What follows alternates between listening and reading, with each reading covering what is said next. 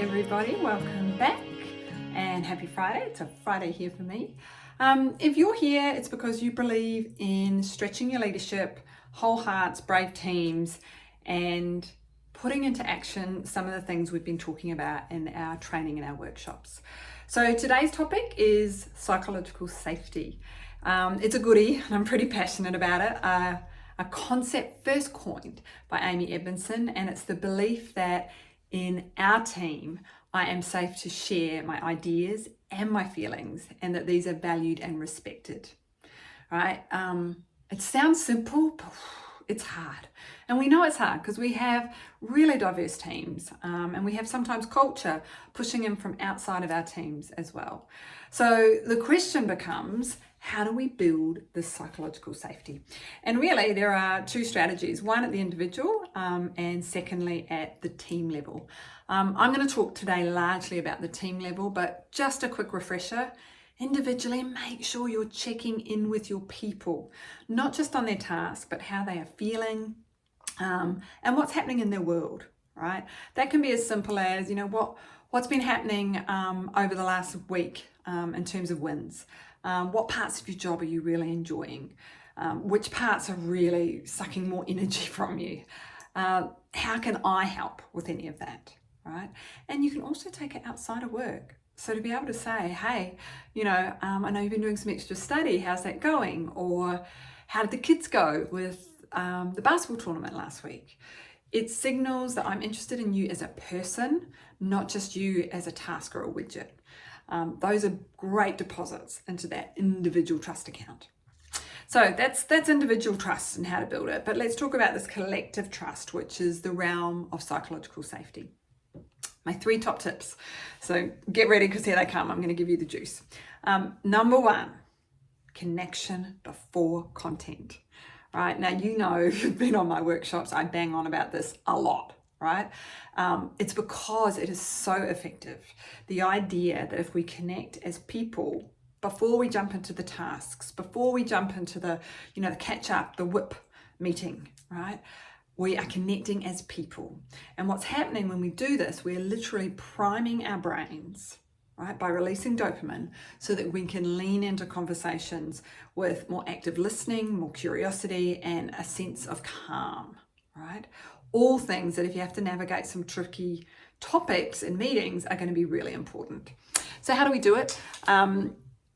Few basic ideas, but my all-time favorite is the turn and learn. So a couple of options here. You can get everybody to take a sticky, write down one word that captures their day and how it's gone, or the week and how it's gone.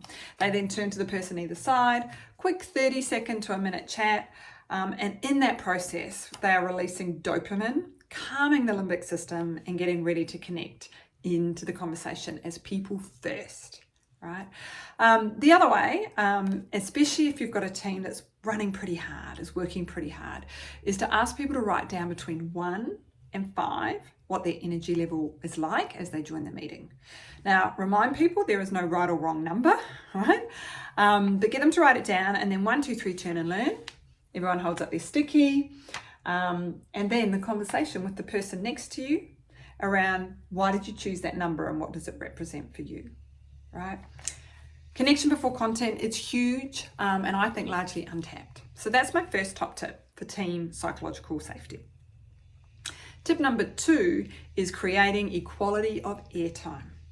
Right? Now this came from Google's research, and it's the idea that the highest performing teams had the ability to create equal contributions in the meeting, and that they didn't have just, the extroverts or the really passionate people taking all of the airtime, and they didn't have people tapping out when things got too hard. So how do you do this as a leader? 2 things you can consider here. 1, if you have the big old extroverts like me, or the people who really need their agenda heard, right? If you have those folk, give them a role.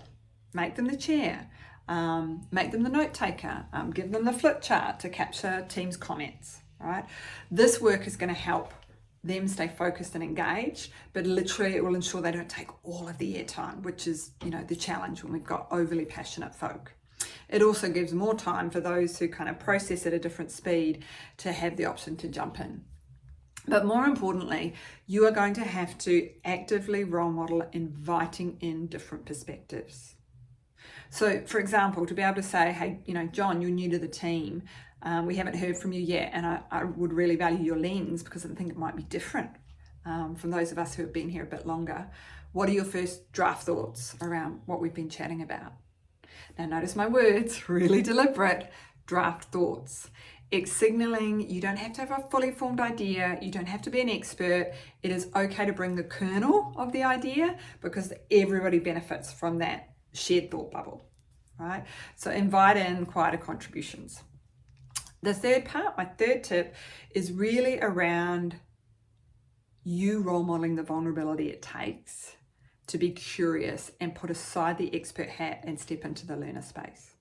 So go back to those rumble tools and starters that we would have covered in the workshop, and be prepared to lean in with questions such as tell me more. Especially if you disagree, to lead with tell me more and then hold space is very powerful. To be able to say, hey, what's our biggest fear around this change if we're really honest? To ask the question, what assumptions might we be making that we need to check out? And my personal favorite, this is a hard one to execute sometimes, is I can see there's a lot of passion around this for you. What part of this do you feel like the team doesn't yet understand that we need to hear? Right? So if you've got someone who's got real passion and emotion around this, acknowledge it.